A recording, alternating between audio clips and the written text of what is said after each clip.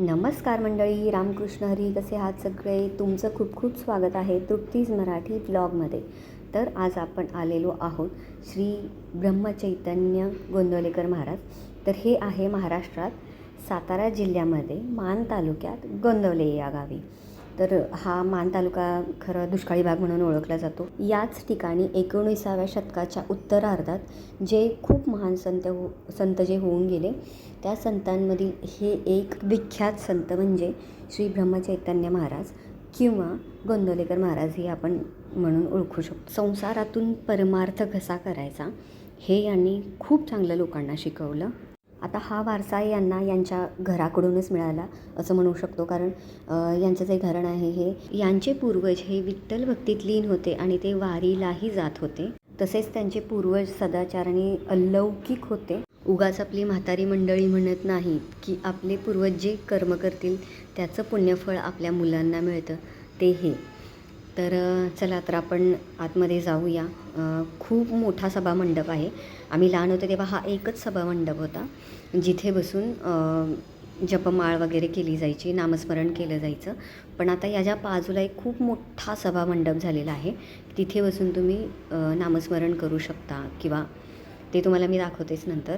पण हे बघू शकता तुम्ही. आम्ही लहानपणापासून बघतो हे असंच आहे. एवढं स्वच्छ, एवढं क्लीन, नीट आणि एवढी शांतता असते इथे. Pin drop silence. गुरुपौर्णिमेच्या वेळी इथे खूप मोठा उत्सव असतो आणि या उत्सवाला अगदी लाखो भाविक असतात. आणि याच उत्सवाच्या वेळी इथे समोर जी समाधी दिसते त्या समाधीतून रामनामाचा गजर होतो अजूनही. आता रामनामच का? कारण ते जेव्हा लहान होते, ते जेव्हा बोलायला लागले तेव्हा त्यांनी सर्वात पहिला शब्द रामनाम हा उच्चारला आणि त्यांना रामनामाची खूप भक्ती लागली. श्री गोंदवलेकर महाराज यांची माहिती आपण पुढे बघूयाच, पण मी थोडा हे तुम्हाला जो सभामंडप किंवा हा जो एरिया आहे याच्याबद्दल सांगते. खूप छान. आता हे समोर तुळशी वृंदावन बघत आहात तुम्ही.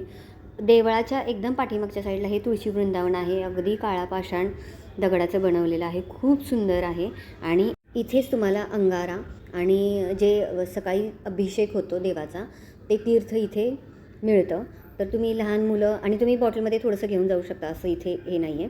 आणि अगदी स्वच्छ परिसर. आणि हाच तो सभामंडप जो मी मगाशी बोलत होते की हा बाजूला एक सभामंडप खूप मोठा उभारलेला आहे. तर हा ब्रह्मानंद मंडप म्हणून याचं नाव दिलेलं आहे. आणि समोर तुम्ही एक फोटो बघत असाल तर त्या फोटोची एक खासियत आहे.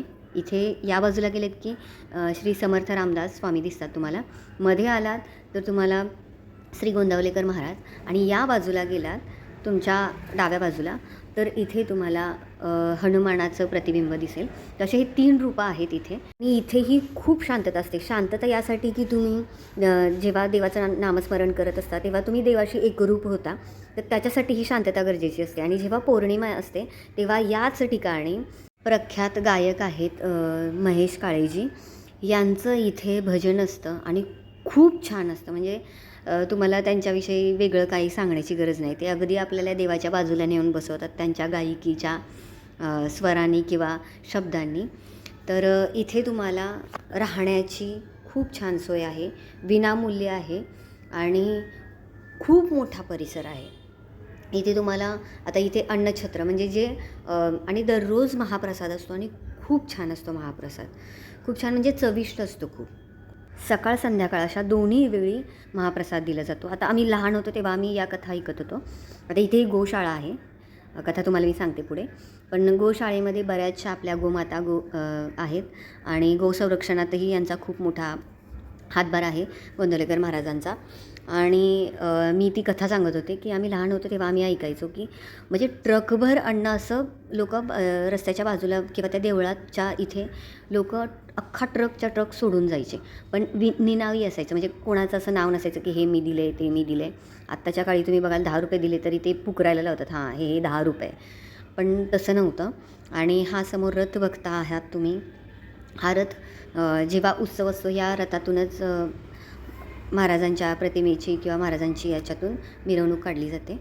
आणि असंही म्हटलं जातं की या रथात ते स्वतः आरूढ असतात आणि असतातच, कारण जिथे तुम्ही विश्वास दाखवाल तिथे देव असणारच. तर श्री महाराजांचं मूळ नाव म्हणजे गणेशरावजी घुगरदरे. हे कुलकर्णी म्हणजे ब्राह्मणच आहेत थोडक्यात. यांची स्मरणशक्ती, चलाख बुद्धी आणि निर्भीडता, एकाग्रप्रियता आणि रामनामाची आवड या गोष्टी महाराजांमध्ये अगदी लहानपणापासून होत्या. आणि हे 9 वर्षाचे असतानाच त्यांनी गुरुशोधासाठी घर सोडलं होतं. बऱ्याच ठिकाणी भ्रमण केल्यानंतर ते कोल्हापूर गावी आले आणि हीच बातमी त्यांच्या वडिलांना कळाली. मग त्यांचे वडील कोल्हापूरला जाऊन त्यांना घेऊन आले आणि अवघ्या 11व्या वर्षी त्यांचं लग्न करण्यात आलं. पण प्रपंचात त्यांचं मन काही रमेना, म्हणून ते परत घर सोडून गेले. त्यांनी प्रसिद्ध अप्रसिद्ध अशा बऱ्याच पुरुषांच्या भेटी घेतल्या, पण त्यांच्या मनाचं काही समाधान होत नव्हतं. तर उत्तर भारतामध्ये गुरुशोधार्थ हिंडले. तेव्हा शेवटी त्यांना रामदास स्वामींच्या परंपरेतील एक थोर सत्पुरुष श्रीकृष्ण हे गोंदवलेकर महाराजांना भेटले. त्यांनी महाराजांना येहळे गावी जाऊन श्री तुकाराम चैतन्य महाराज यांच्याकडे जाण्याचा सल्ला दिला. तसे त्यांनी करून 9 महिने तिथे एकनिष्ठेने गुरुसेवा केली आणि ते देहबुद्धीविरहित व पूर्ण ज्ञानी झाले. आणि तुकाराम चैतन्यांनी त्यांचे ब्रह्मचैतन्य असे नाव ठेवले आणि गृहस्थाश्रमी राहून लोकांना भक्ती मार्गाला लावण्याची आज्ञा दिली. सद्गुरूंच्या आज्ञेप्रमाणे गोंदवलेकर महाराजांनी हजारो लाखो भक्तांना रामभक्तीचा रस्ता दाखवला आणि त्याप्रमाणे बहुसंख्य यांचे भक्त आहेत.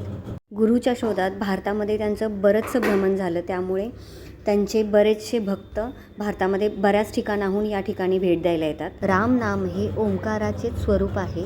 ते सर्व कर्मांचा आणि साधनांचा प्राण आहे. जर तुम्ही इथे आला नसाल तर नक्की या. इथे राहण्या खाण्याची सोय अगदी मोफत असते, स्वच्छताही खूप असते आणि तुमचं मन नक्कीच प्रसन्न होऊन जाईल.